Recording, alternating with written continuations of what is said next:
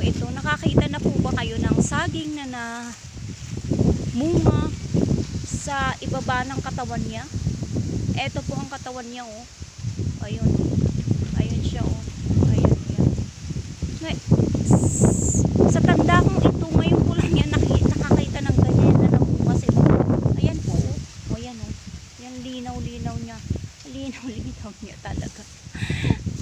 Mabala nga po ako kay naano ko ba. Naano kasi ako. Daming damo.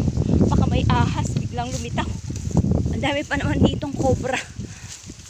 Ayan po, oh. Tingnan nyo. Tingnan nyo nga po yun, oh. Yan, oh. Yan, oh. Ang ganda-ganda naman niya. Imagine mo yan po, oh. Ayan, oh. Oh. Yan po siya, oh. Ayan. Ang katawan niya, ayun, oh. Ayun.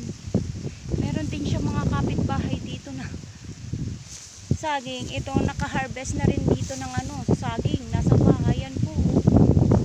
Ayan. Pero imagine niyo siya. Imagine niyo po. Hindi ko pa talaga, parang na-amaze talaga ako. Grabe siya. Parang salamat Lord sa biyaya mo. Na imagine mo, nagsumikap siya para bigyan kami ng bunga.